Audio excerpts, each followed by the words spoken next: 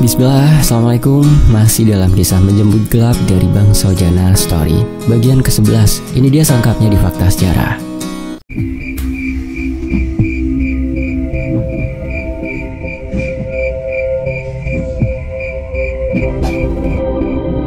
Desa yang tadinya hening menjadi riuh rendah. Kegelapan dan hawa yang dingin tak menjadi penghalang bagi para warga yang ingin menjenguk jenazah Pak Soleh yang tewas dengan mengenaskan.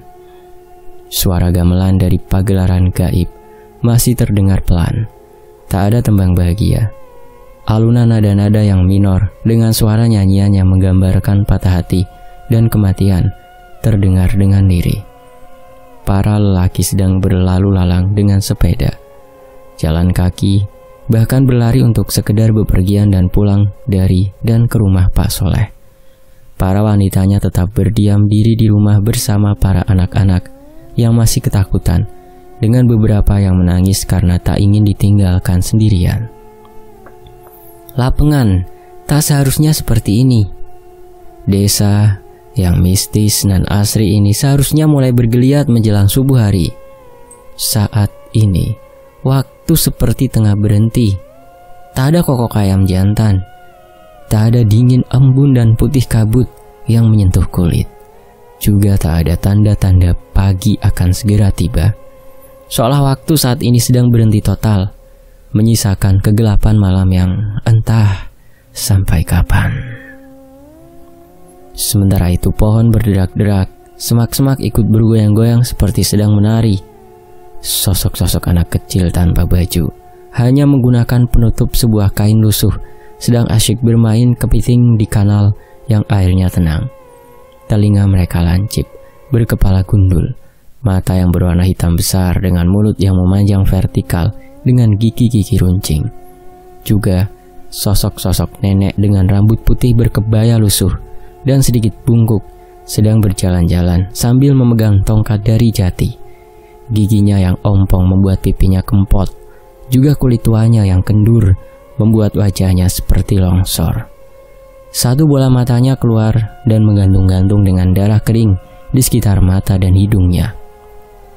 Sesekali ia tersenyum melihat para anak kecil yang bermain kepiting yang berlarian ketika melihat ia lewat. Kejadian yang menimpa Yono dan Pak Soleh di waktu yang hampir bersamaan membuat malam semakin mencekam. Beberapa lampu jalan mati tanpa sebab membuat malam semakin kelam. Juga kemunculan sosok-sosok tak biasa seperti menjadi pertanda bahwa tabir kegaiban tengah terbuka dan berbaur dengan sudut 3 dimensi yang dialami manusia. Yang muncul tak hanya sosok anak-anak dan nenek-nenek.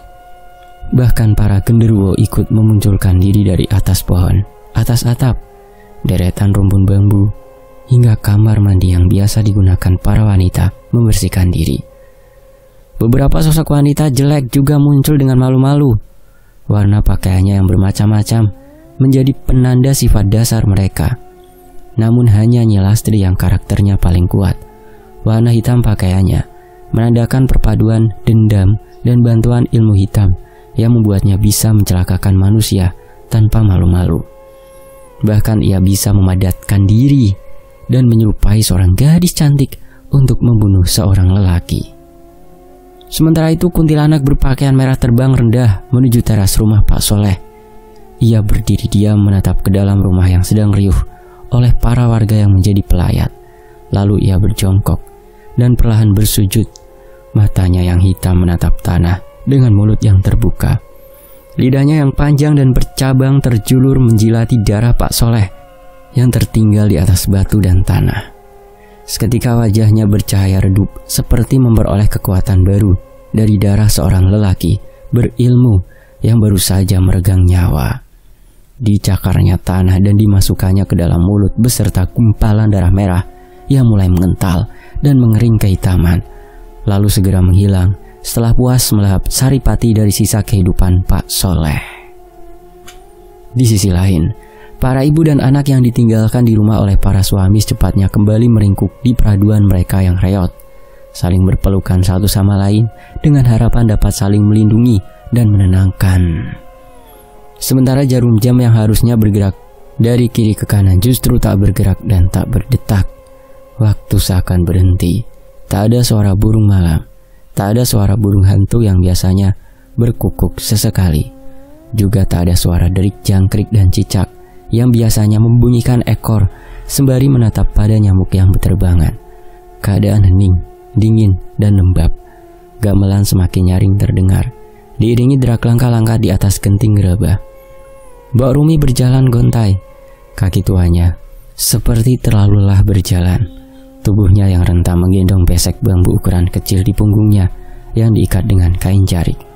Gesekan sandal jepit karet berlogo burung walet dengan jalanan aspal memberikan kesan ngeri pada siapapun manusia yang mendengarnya.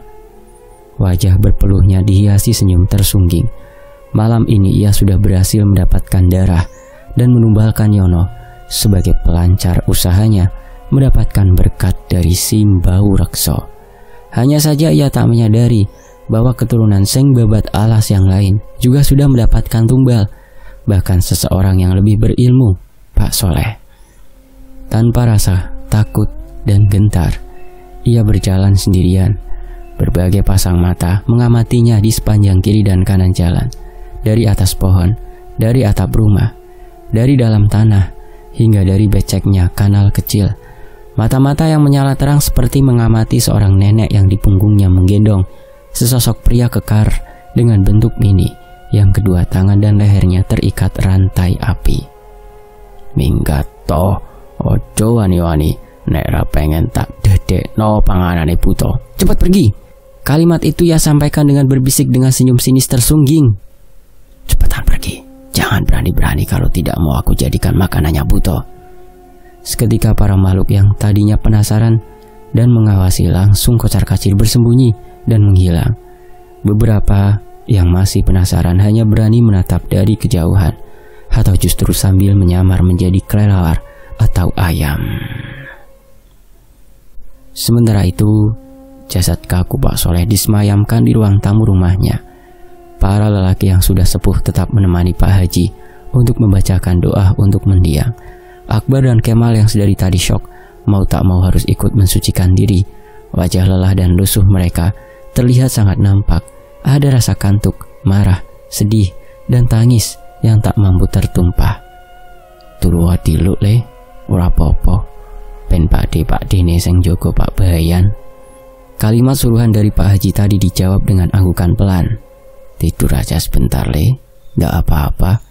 Biar pakde-pakdenya yang jaga Pak Bayan. Mereka berdua bersila sambil menyandarkan punggung di dinding yang dingin. Mata mereka terpejam sambil tertunduk. Tangan mereka seperti sedang menghitung buku jari dengan ujung jempol. Namun tetap wajah Poniran dengan seringai dan tawa menggelegar langsung muncul ketika mereka menutup mata. Bayangan Poniran sedang membawa kepala Pak Soleh yang terpisah dari lehernya. Dengan bangga, kepala itu berlumuran darah, ditenteng dengan rambut yang terjambak. Kula nuwun. Suara Mbok Rumi memecah konsentrasi warga yang sedang berdoa. Wajahnya yang tadi riang karena sudah mendapatkan tumbal, justru terkaget ketika melihat banyak bapak-bapak yang sedang mengaji mengelilingi jasad kaku Pak Soleh yang kepalanya terbelah.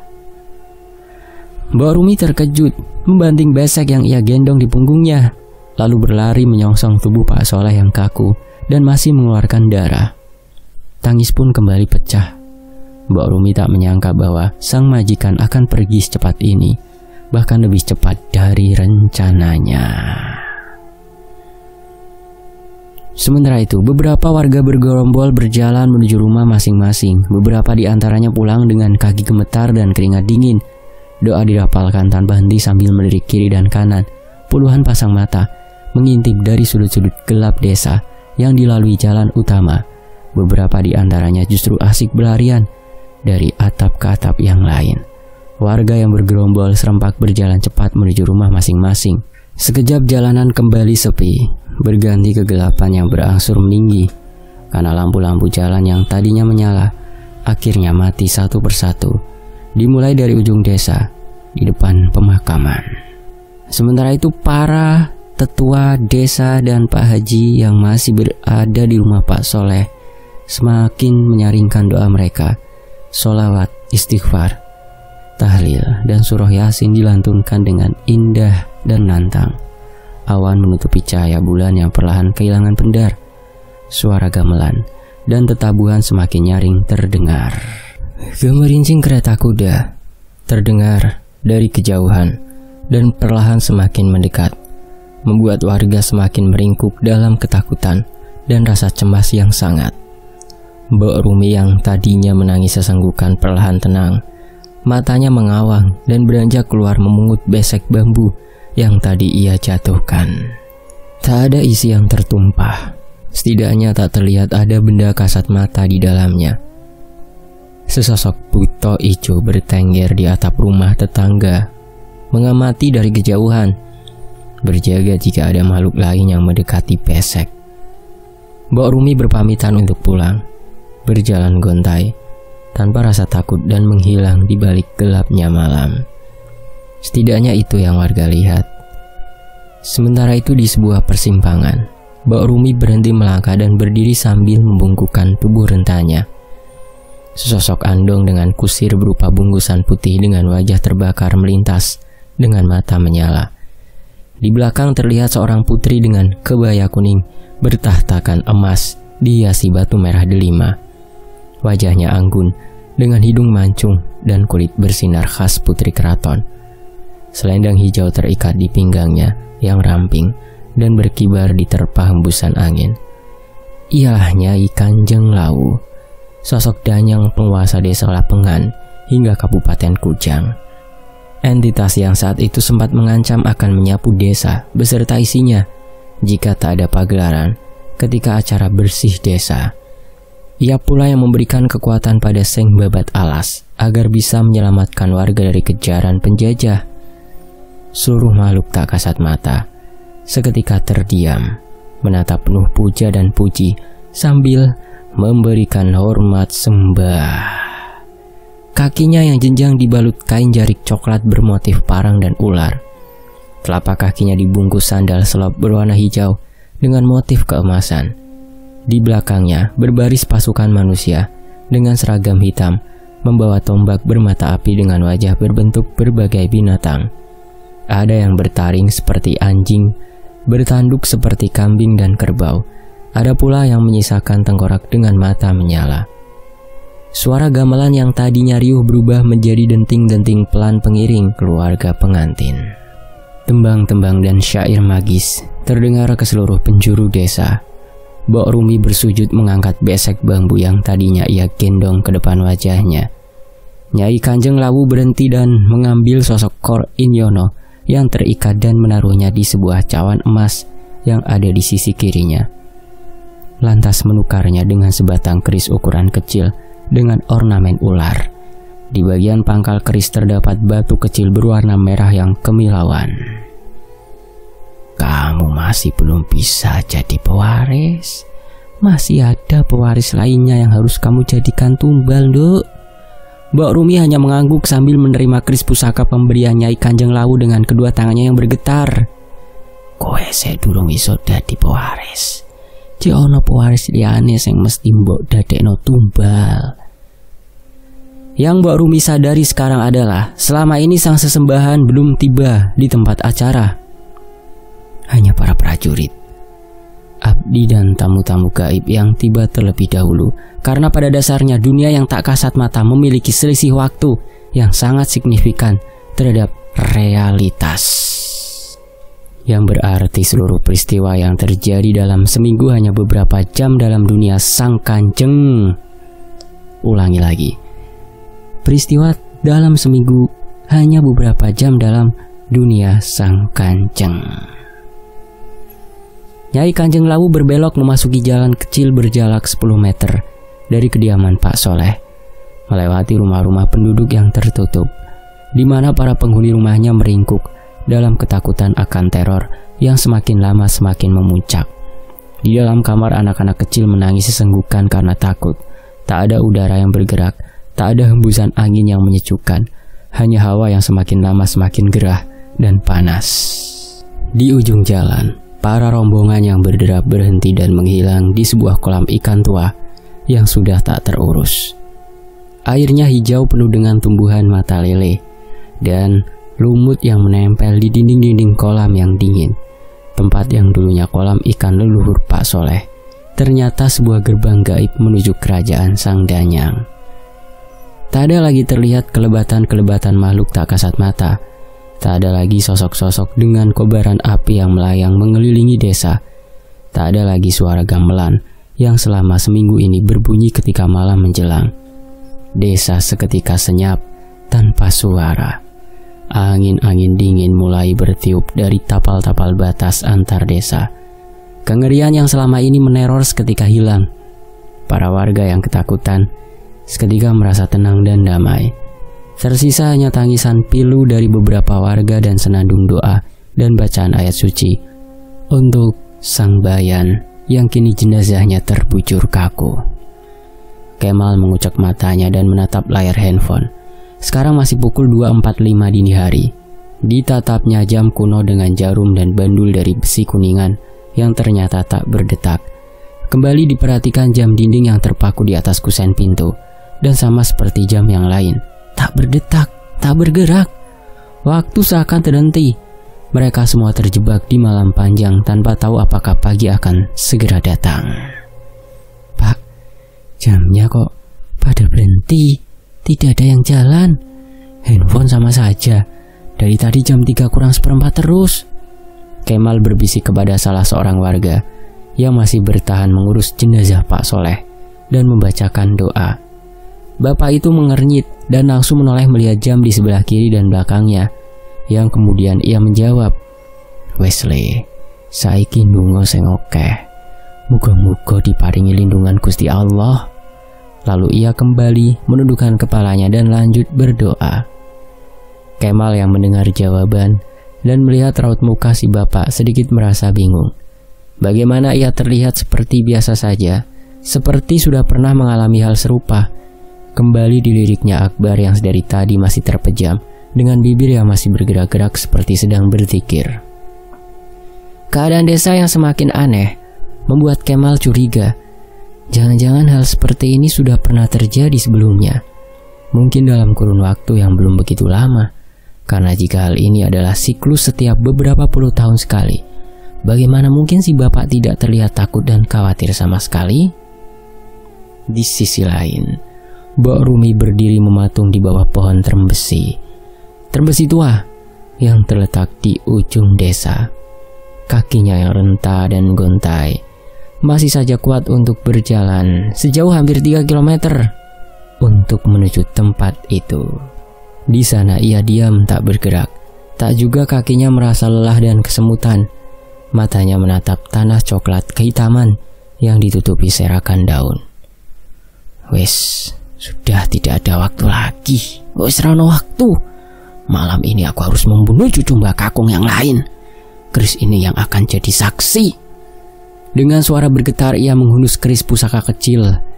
Darah akan menjadi sarana pembasuh untuk melanggengkan kesaktiannya. Ucapannya disaksikan sang penunggu pohon yang dahulu pernah menjadi tempat leluhurnya meminta anak. Dan anak dari sang gaiblah yang akan membantunya.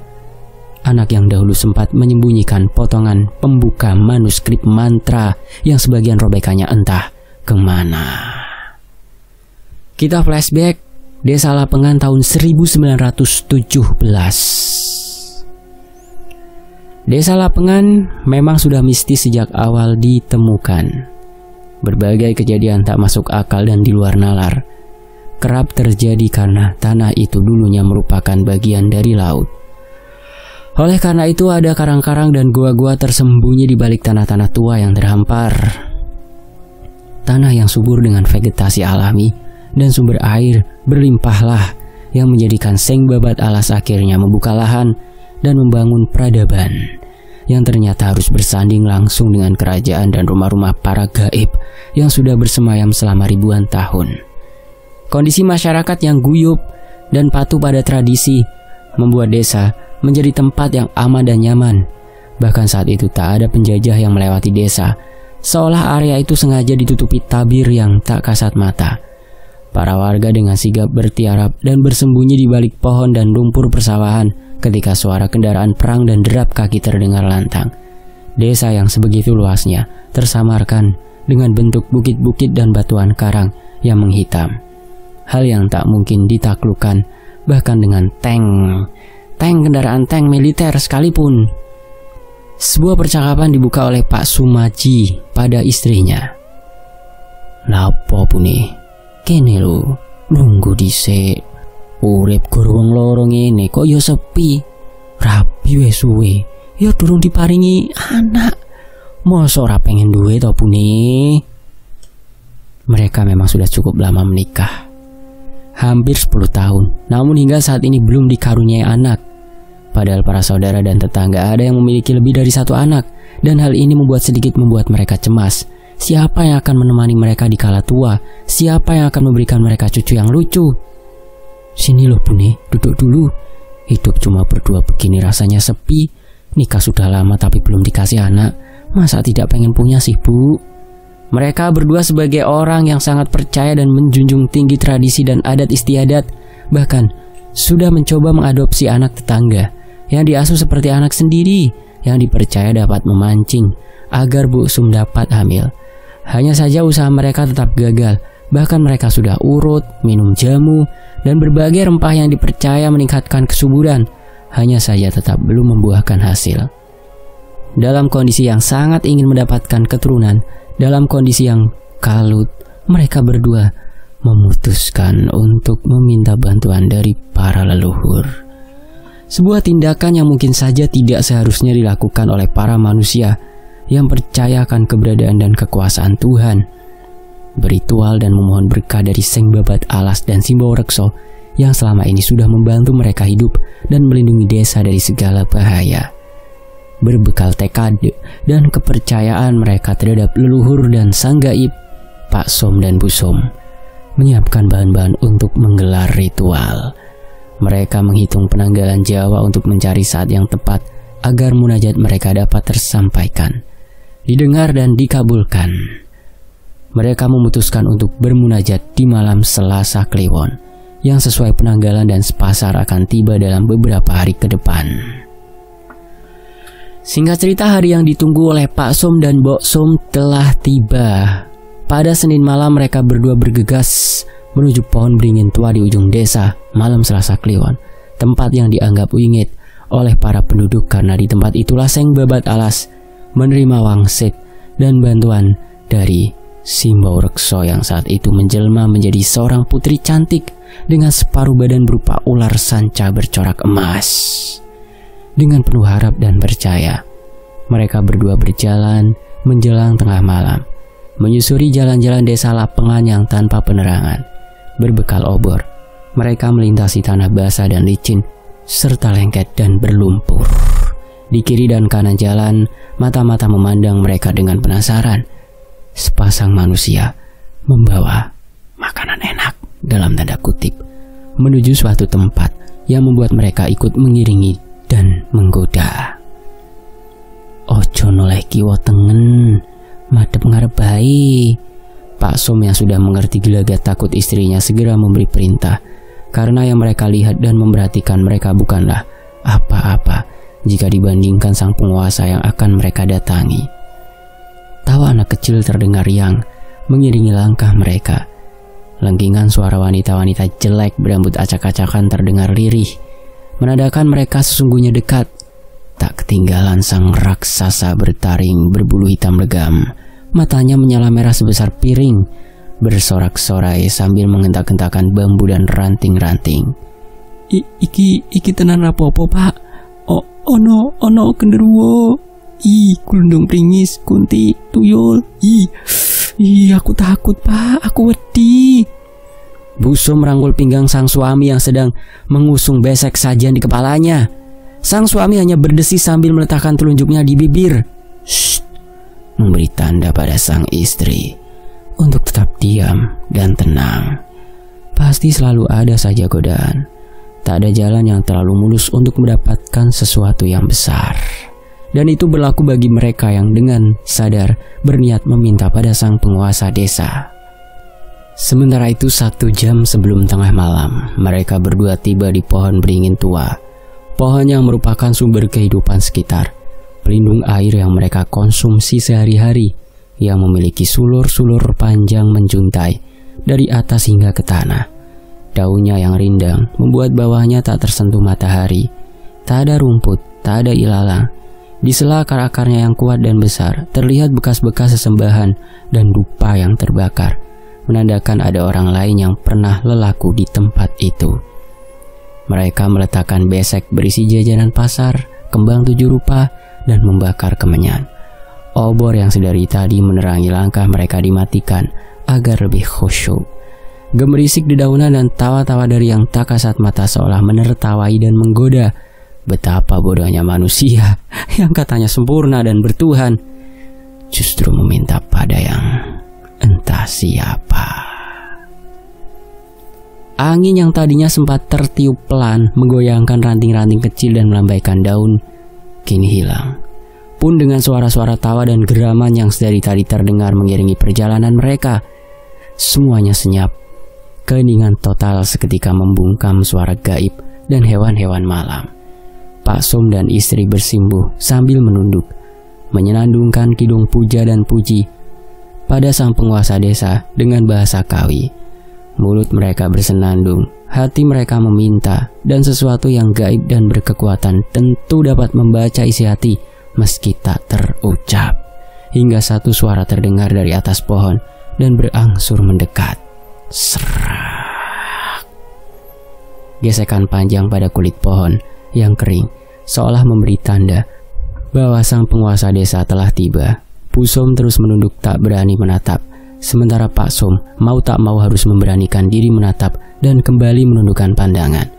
Seorang wanita berbalut kebaya kuning dengan ikatan selendang hijau di pinggangnya. Koin emas yang tergantung di ujung-ujung selendangnya berbenturan menghasilkan gemerincing. Wanita itu berdiri tegak. Bagian tubuh bawahnya yang berupa ular melilit pohon yang besar, membuat sang penguasa terlihat melayang dan sangat berkuasa. Sisik ekor ularnya yang berwarna emas berkilau di kegelapan. Ono opo nduk, Le? Opo sing dadi kepengenanmu? Ngomong nduk, Le. Suara yang halus dan lembut terdengar menenangkan jiwa. Sang penguasa sudah membuka suaranya, menyuruh 2 anak manusia di depannya mengeluarkan keinginannya lewat lisan. Ampun Kanjeng, kulo badhe nyuwun diparingi putra lan putri. Dengan suara yang bergetar, Pak Som mengaturkan permintaannya. Saya berdua mau diberikan anak putra dan putri. Dengan segala keputusasaan dan kerendahan hati, munajatnya pada Tuhan tak kunjung terkabul. Berbagai usaha sudah mereka lakukan. Mungkin ini adalah cara terakhir agar mereka mendapatkan keturunan dengan cara yang menyimpang. Mulyondo, Le, setahun kas kowe bakal entuk putra lan putri, tapi salah sijine bakal tak jaluk ya. Awakmu kudu balekno anak titipanku. Astagfirullahaladzim. Sore menguning dengan siluet sang mentari tengah menuju peraduan di ujung cakrawala. Awan-awan putih yang tipis memerah dan berpendar indah menyambut keremangan malam yang akan menggantikan terang. Desa yang seharusnya sepi mendadak sedikit riuh karena teriakan seorang wanita yang tengah hamil besar di sebuah rumah gubuk dengan tiang bambu di teras rumah. Pak Sumaji, lelaki berumur 40 tahunan yang seharusnya beristirahat selepas pulang menggarap ladang, berlarian meminta bantuan ke rumah para tetangga.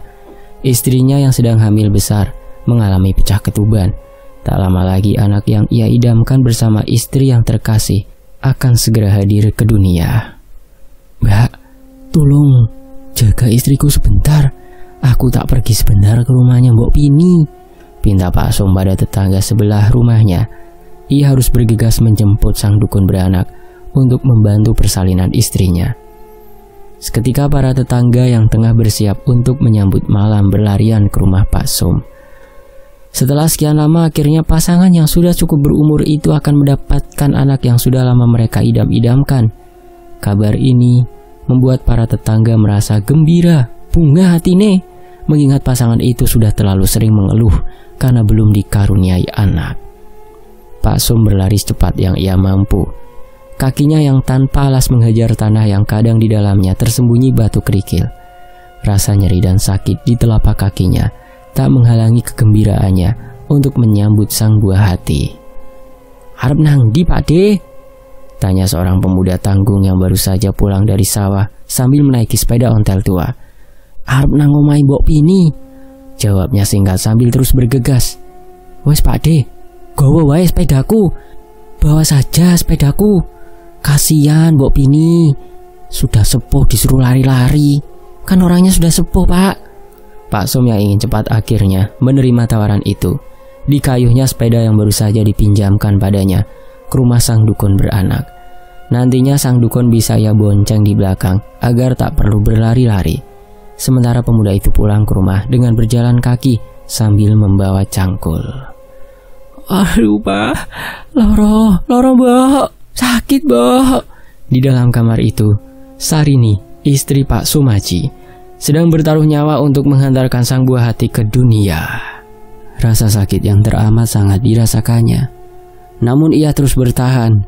Rasa gembiranya membuat sakit yang saat ini mendera menjadi tak sebanding dengan apa yang akan ia dapatkan. Sang dukun beranak ditemani seorang tetangga membantu persalinan ini. Keringat mengucur.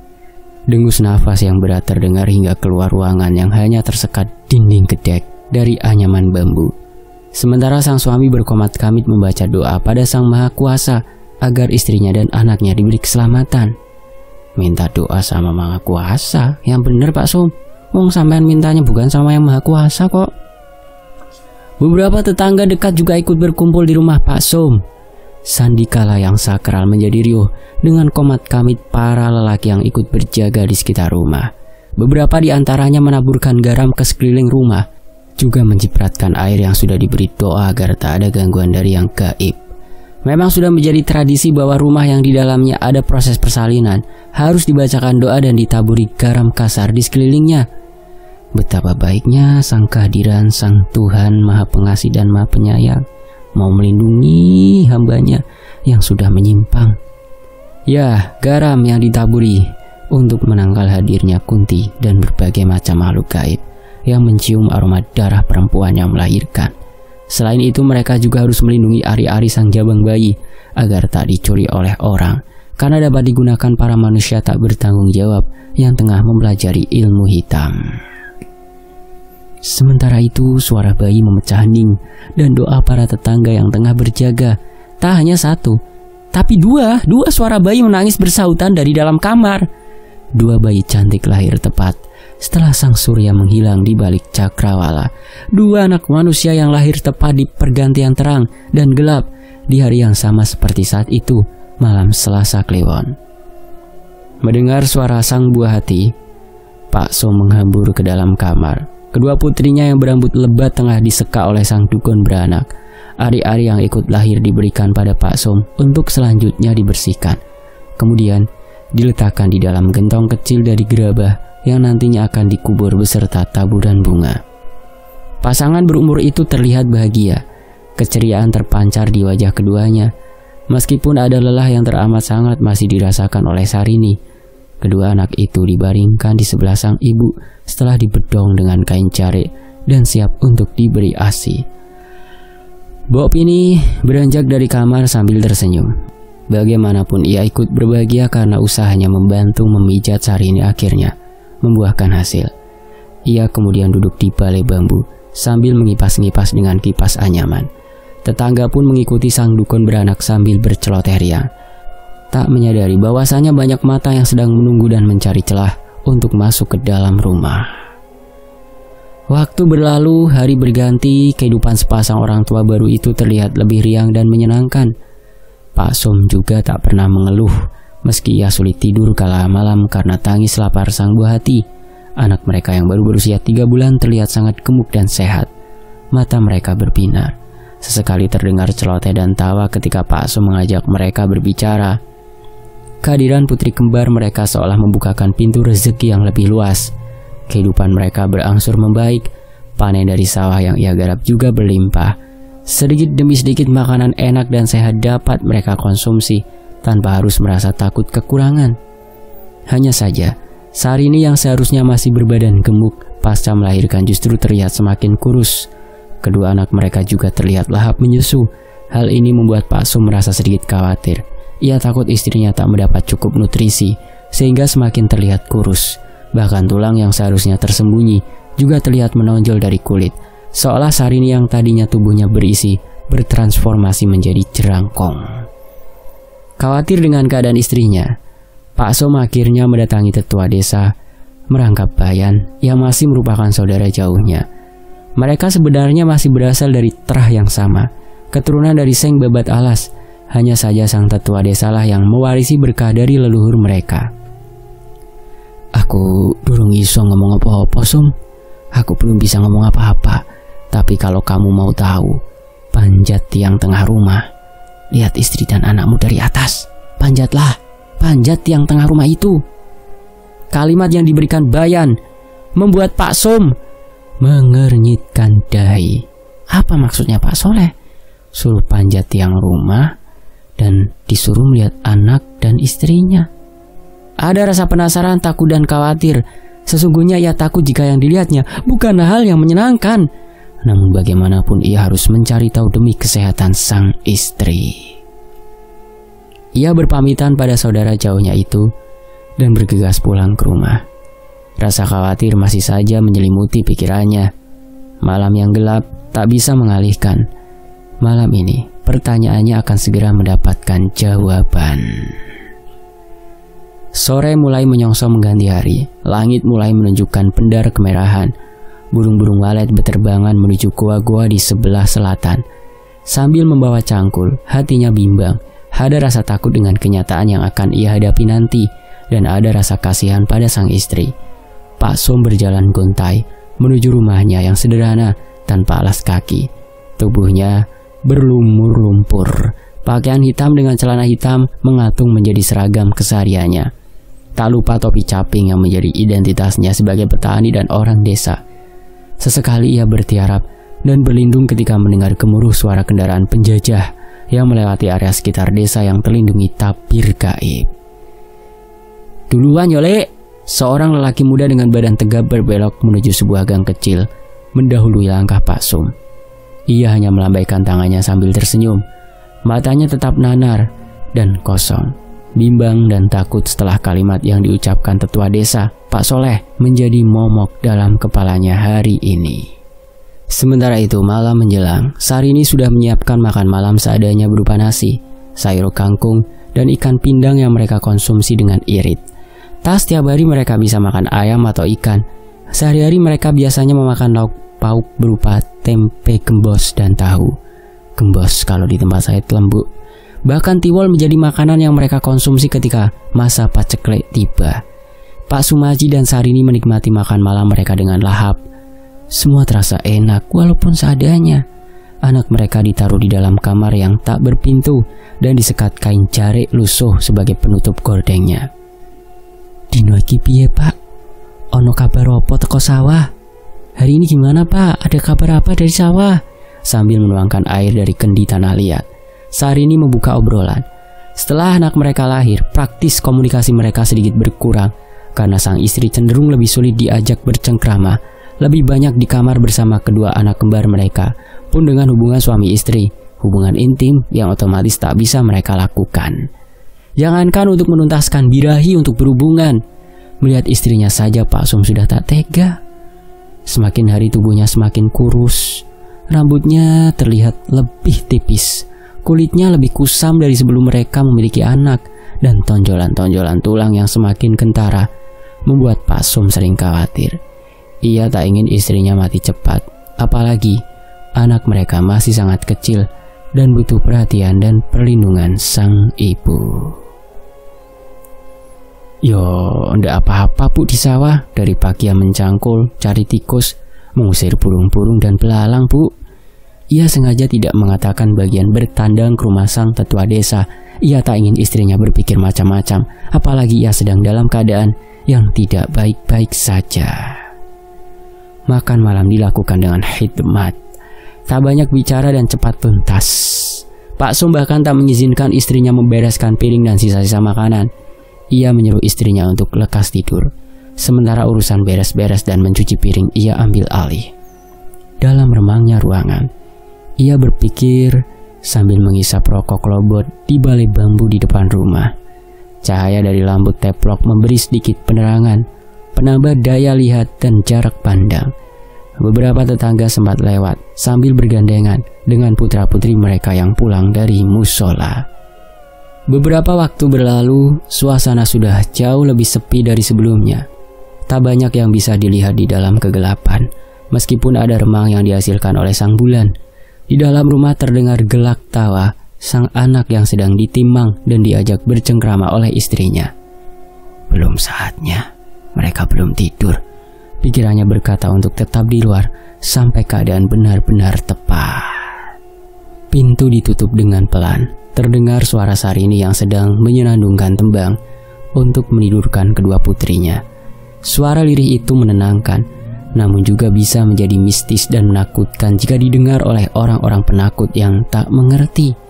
Pak Som berjalan berjingkat, melangkah pelan tanpa alas kaki menuju dapur. Lampu teplok yang ia bawa sengaja sedikit ditutupi agar pendar cahayanya tak nampak dari sela-sela dinding gedek. Inilah saat yang tepat untuk melakukan yang disarankan oleh Pak Bayan. Diletakkannya lampu teplok di atas meja dapur. Dipastikannya ia mendapat pijakan yang tepat agar tak mengeluarkan suara aneh yang bisa membuat Sarini curiga. Perlahan ia memanjat tiang tengah rumah yang terbuat dari kayu jati besar sebagai penyangga utama. Satu-satunya tiang terkuat yang bisa ia panjat dan mampu menopang berat tubuhnya. Dari atas, suara senandung Sarini terdengar jelas. Malam yang dingin seketika terasa panas. Jantung yang terpacu membuat mekanisme tubuh Pak Som berjalan lebih cepat. Nafasnya sedikit berat. Rasa gugup yang sedang menggelayutinya membuatnya harus benar-benar sabar dan ekstra hati-hati dalam memijak. Ia berjalan pelan, menyusuri tiang tengah rumah. Dari atas terlihat sekat-sekat dinding tipis yang membatasi tiap ruangan. Dari jarak yang agak jauh, ia dapat melihat kepala istrinya yang beralaskan bantal kapuk tipis. Rambutnya diurai sambil berbaring miring. Pak Som mengintip lebih dekat. Dari atas ia dapat melihat sang istri sedang mengeluarkan payudaranya dan menyusui sang anak. Seketika ia tercekat, rasa takut dan kaget menyergapnya secara bersamaan. Sesosok ulat putih menggeliat-geliat sambil menyusu pada istrinya. Ulat sebesar bayi manusia yang gemuk dan menakutkan. Sementara satu bayinya tertidur dengan nyenyak dan wujudnya adalah bayi normal. Pak Som ingin teriak, namun tak bisa. Sambil memperhatikan kejadian di bawahnya, ia mengatur ritme napasnya yang tak beraturan. Ia tak menyangka bahwa ini adalah sesuatu yang dimaksud oleh Nyai Kanjeng Lawu saat itu. Aku ora oleh ngomong bengi iki. Ora, sesuk Sarini mesti weruh. Bocah iku sing nggarai awake dadi kuru, karek balung karo kulit. Bersambung. Astagfirullahaladzim. Kisah-kisah manusia yang belum kita tahu ternyata di luar sana sangat mengerikan. Bersambung, nantikan bagian berikutnya hanya di Fakta Sejarah. Saya pamit undur diri. Wassalamualaikum. Sampai jumpa. Ini kurang 2 bagian lagi insya Allah ya. 2 bagian lagi dengan durasi ya seperti ini, 40 menitan lah. Mohon maaf kalau ada salah kata. Wassalamualaikum. Terima kasih untuk Bang Jana, terima kasih untuk teman-teman yang sudah menyimak kisah ini. Semoga bisa menjadi hikmah dan tentunya bisa terhibur. Sampai jumpa di bagian berikutnya hanya di Fakta Sejarah dalam kisah Menjemput Gelap.